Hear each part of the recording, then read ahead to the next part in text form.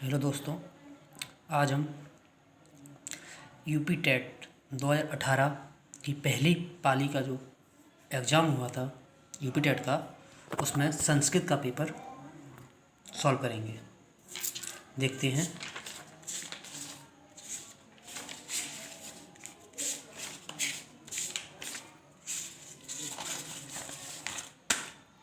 चलो 61 से स्टार्ट है संस्कृत।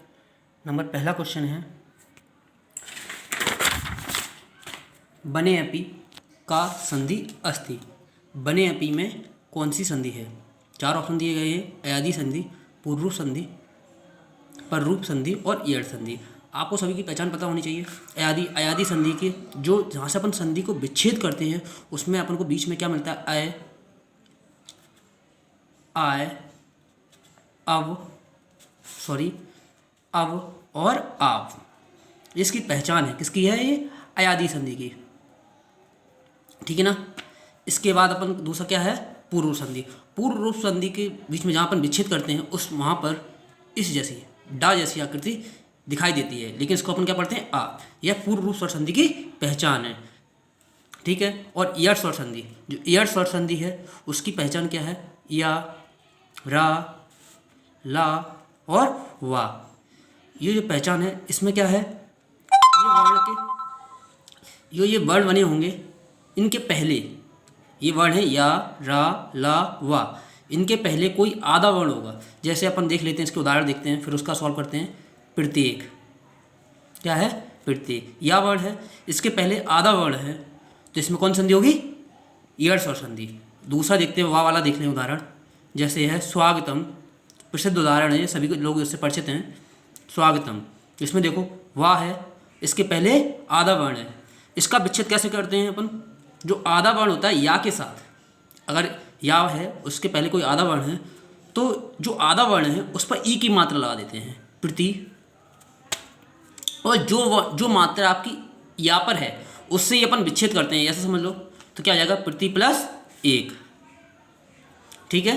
अपन उदाहरण से इन नियमों को अच्छे समझ सकते हैं। जबकि होता क्या है? आ जो अपना ई और ए मिलकर के क्या बन जाता है? या बन जाता है, ऐसे समझ लो। ई और ए मिलकर के या बन जाता है, ठीक है। और स्वागतम में क्या करेंगे? इसके ऊपर किसकी मात्रा आ जाए? ऊ की। सु प्लस आगतम, ठीक है। अब देखते हैं इसमें, तो बने अपी में कौन संधि होगी? पूर्व रूप स्वर संधि। दूसरा है नीति मार्गम के ना परिलंघयन्ति, मतलब नीति मार्ग पर चलने से कौन डगमगाता नहीं है? कौन नहीं डगमगाएगा? कुलीन, अच्छे पुरुष हैं, जो मतलब सत्पुरुष है, जो कुलीन वंश के लोग हैं वो। अगला क्या है? तत्रैव में संधि है। तत्रैव किसकी मात्रा है? डौल मात्रा है, डौल मात्रा है। ये किसकी पहचान है? वृद्धि। वृद्धि स्वर संधि की पहचान क्या है? जो अय और आओ, जहाँ से अपन संधि को विच्छेद करते हैं वहाँ पर अय और आओ ये मात्रा हो तो उसमें कौन संधि होती है? वृद्धि स्वर संधि, ठीक है। तो इसका सही आंसर क्या होगा? वृद्धि स्वर संधि, ये होगा इसका आंसर, ठीक है। अगला क्या है? संस्कृत में अयोगवाह वर्णों की संख्या है। संस्कृत कितने अयोगवाह वर्ण है? 4। कैसे हैं देखते हैं। संस्कृत में पहला अयोगवाह वर्ण क्या होता है? विसर्ग मान लो। दूसरा अंग, ठीक है, हलंत, और एक चंद्र बिंदु। हालांकि ये नहीं है तो, लेकिन ये अयोगवाह वर्ण में गिना आता है। तो कितने में होगा अयोगवाह वर्णों की संख्या? 4। अगला है अनुरूपम। क्या है? अनुरूपम में समास है। अनुरूपम में कौन सा समास होगा? द्वंद्व समास की आपको पहचान पता है? क्या है? 2 वर्ण हैं जो दोनों ही प्रधान होते हैं, जैसे पितरो, राम श्याम, कृष्णा अर्जुन, ये इसके उदाहरण हैं। बहुव्रीहि, बहुव्रीहि वह होता है जो किसी अन्य के बारे में बताए, जैसे पीताम्बर, दशानन, ये इसके उदाहरण है। अव्ययी भाव समास में क्या होता है? इसमें अव्यय या उपसर्ग लगे होते हैं स्टार्टिंग में, ठीक है ना। इसका क्या हो जाएगा? अनुरूपम में कौन सा हो जाएगा? क्योंकि ये उपसर्ग है संस्कृत का, तो इसमें कौन सा हो जाएगा? अव्ययी भाव समास, ठीक है। अगला देखते हैं क्वेश्चन नंबर 65। कौन सा ह्रस्व स्वर नहीं होता है? ह्रस्व स्वर री छोटा ही बन जाएगा, बड़ा भी बन जाएगा। ऊ छोटा बड़ा दोनों हो जाते हैं। अगला क्या है? ली, ये भी ह्रस्व और दीर्घ दोनों होते हैं, जबकि ओ केवल दीर्घ ही होगा, ह्रस्व स्वर नहीं हो सकता। ठीक है, इसका सही आंसर क्या होगा? ओ। अगला क्या है 67 में, संयुक्त सहसयुक्त प्रधान सूत्र किस विभक्ति का बोधक है? सहयुक्त मतलब साथ, किसके साथ में? और जबकि अपन कर्ता ने कर्म को कर्म से निकालते हैं तो क्या है? कर्म से या किस साथ, जो किस में आता है? तृतीय व्यक्ति मतलब करण कारक में, मतलब इसमें क्या आएगा आंसर? तृतीय व्यक्ति। अगला है बालकावपि शब्द का संधि मतलब संधि विच्छेद होगा। तो बालकावपि अपन ने किया था अयादि स्वर संधि, जिसकी पहचान क्या थी? आय, आय, अव और आव, ये इसकी पहचान थी। बालकावपि में देखेंगे, देखो अपन क्या है इसमें? आव, बड़ा ये है और वाह ये है, आव। तो इसका विच्छेद कैसे होगा? बालकावपि लिख कर देख लेते हैं अपन, वाल का व पी, ठीक है ना, बालकावपि। जो आव होता है इसमें डॉल मात्रा होती है, तो क्या हो जाएगा? वाल को प्लस अपी, क्या हो जाएगा इसमें? वाल को प्लस अपी, कौन सी हो जाएगी? अयादि स्वर संधि। ठीक है, देखो कहाँ पर लिखा मिल रहा है ये अपन को, पहले पर बाल को प्लस अपी। ठीक है, क्वेश्चन नंबर 69, बगले को संस्कृत में क्या कहते हैं? क्या कहते हैं? वकाये। तो सीधा ही हो जाएगा, सॉरी ये है क्वेश्चन सेकंड। अगला है हरिये क्रुद्यति में हरिये में कौन सा समास है? हरिये क्या है? ये हरि के रूप है। किसके रूप है? हरि के। इधर ही देख लेते हैं, बगल में ही समझ में आ जाएगा, नहीं तो भूल जाएंगे अपन कि कहाँ पर है हरिये। ये किसके हैं? हरि। जो ईकारांत है, ईकारांत मतलब छोटी की मात्रा से बनते हैं, हरि, हरो, हरिया, इस प्रकार के रूप हैं। ये चतुर्थी व्यक्ति में आता है हरिये। चतुर्थी व्यक्ति जब कर्ता कर्ण जब व्यक्ति के रूप में पढ़ेंगे तो कौन सा आएगा इसमें? संप्रदान कारक। ठीक है, क्वेश्चन नंबर 71, अस्मद। अस्मद शब्द का षष्ठी बहुवचन है। षष्ठी मतलब ये सर्वनाम है, सर्वनाम में जो शब्द रूप बनते हैं उनके हैं अस्मद। इसमें मम भी है और ना भी है, लेकिन मम क्या है? षष्ठी व्यक्ति का एक वचन है और ना इसका क्या? बहुवचन है। तो क्या होगा इसका आंसर? ना। अगला है रमा शब्द का चतुर्थी एक वचन रूप है। क्या होगा रमा का? रमा क्या है? आकारांत, बड़े आ की मात्रा से बनते हैं, जैसे लता है, बालका है, माला है, ये इस जैसे रूप बनते हैं, रमा जैसे ही बनेंगे। तो इसमें कौन सी होगा? रमे, रामाभ्याम और रामाभिभ्य। क्या हो जाएगा? रामाभ्य। इसका सही आंसर क्या हो गया? रमाई, ये वाला तीसरा नंबर। अगला पितृ शब्द का सप्तमी व्यक्ति। पितृ भी रूप ऋकारांत शब्द है, जो नीचे होते हैं इस जैसे रूप के और बनेंगे, मात्र वाला भी, ठीक है ना, उस जैसे रूप बनेंगे। तो इसमें कौन सा होगा? सप्तमी व्यक्ति पितरी, सेकंड नंबर वाला। अगला एक प्रत्याहार के अंतर्गत वर्ण आते हैं। एक प्रत्याहार क्या है? आपको पता होगा संस्कृत में जो आपके माहेश्वर सूत्र होते हैं उनकी संख्या कितनी होती है? 14, जिसमें से 4 सूत्र आपको किसके बताते हैं? स्वर के लिए, और बाकी का सूत्र किसके लिए होते हैं? व्यंजन वर्ण के लिए। तो उसमें एक है, वैसे आ से स्टार्ट होता है लेकिन इन्होंने आ को छोड़ दिया, अयुक, आ, ई, उ, ड़ी, इस प्रकार के, सॉरी आ, ई, उ, ड़ी, ठीक है, री, री और का, ये वर्ड होते हैं। पहला सूत्र है ये अड़ और दूसरा है क्या है? रिलेक।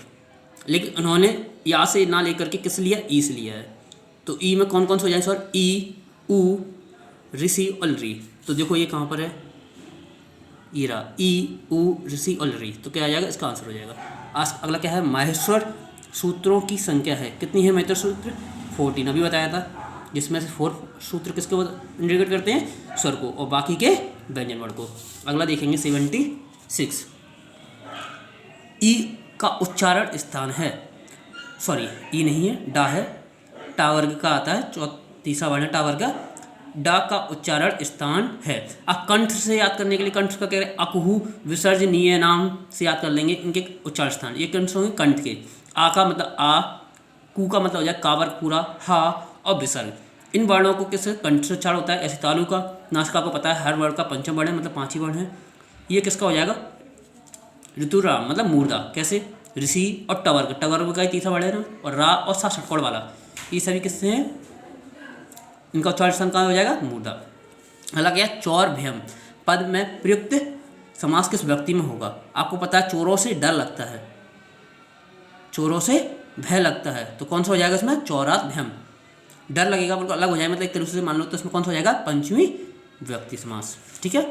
अगला है पितरन शब्द में विभक्ति और वचन है, वही पितृ वाले रूप हैं भी हैं, उसके रूप है, उसमें सप्तमी विभक्ति था, इसमें कौन सा है, व्यक्ति वचन बताना है, कौन सा, पितरन में, तो इसमें द्वितीय व्यक्ति और बहुवचन है। अगला क्या है, नग्या, शब्द में व्यक्ति और वचन है। नग्या क्या है, नदी, जो नदी के रूप बने हैं, इसमें नदी के रूप बन रहे हैं, नदी के रूप बन रहे हैं, नदी, नग्या, इस प्रकार से बनेंगे। अपन नदी, जो दाव है इस प्रकार के हैं, नदी है ना, उसको इस प्रकार से लग गया है नग्यो, दा और या मिलकर के बन जाता है नग्यो और नग्या। ये इसका क्या है, बहुवचन है, प्रथमा व्यक्ति, तो प्रथमा व्यक्ति बहुवचन क्या हो जाएगा, एरा तीसरे पे। अगला षड्नवति, हिंदी में संख्या का बोधक है। षड मतलब होता है, इसमें क्या आ जाएगी, एक तरह से आपको मान लो व्यंजन संधि हो गई, ठीक है ना। ये नवति लिखा है, नवति का मतलब 90, षड मतलब 6, 6 और 90 कितने जाएंगे, 96, ठीक है। इसका दूसरा आंसर हो जाएगा 96 आंसर, ठीक है। अब पीछे है आपका भवता, क्रियापद प्रयुक्त लकार पुरुष और वचन है। भवता में कौन सी है, आपने शब्द रूप याद किए होंगे, सॉरी धातु रूप, धातु रूप में ये कौन सा, लोट लकार, मध्यम पुरुष और बहुवचन है। अगला क्या, सर्वनाम शब्द नहीं है, आपको पता है ये माने होता है हम सब, तो माने बे, दोनों, इस प्रकार से जो शब्द होते हैं सात उते वगैरह, उसके ही रूप है, तस्में अपि इसमें नहीं है क्योंकि ये अव्यय है। अगला स्वस्ति, इसमें कौन सा, चतुर्थी व्यक्ति है। कादम्बरी, ग्रंथ के रचनाकार हैं बाणभट्ट। अगला क्या है, महाकवि कालिदास द्वारा रचित विरचित नाटक, नाटक कौन सा उनके द्वारा, मालविकाग्नि मित्रम। मेघदूतम उनके महाकाव्य है, ये नहीं आएगा, ठीक है ना, मालविकाग्नि मित्रम। अगला क्या है, व्यंजन संधि को उदाहरण, साधुकतम, इसमें देखो बड़ा ऊ की मात्रा दिख रही है, तो इसमें कौन संधि हो जाएगी, दीर्घ स्वर संधि। इसमें देखो बड़ा आ और वाह है, आब मिल रहा है, तो इसमें कौन सी होगी, अयादि स्वर संधि। सज्जन, देखो डबल रिपीट है, आधा बड़ा वही बार पूरा है, तो इसमें होती है व्यंजन संधि। अगला क्या है, जलोग, इसमें डबल मात्रा है, इसमें कौन सी संधि हो जाएगी, वृद्धि स्वर संधि। उत्तम, समझ में आ गया ना, इसमें क्या आंसर है, सज्जन, व्यंजन संधि। अगला है उत्तम पुरुष से संबंधित सर्वनाम शब्द। उत्तम पुरुष मतलब कि जो प्रथम पुरुष, मध्यम पुरुष, उत्तम पुरुष होते हैं 3 पुरुष, उसमें ही उत्तम पुरुष संबंधित।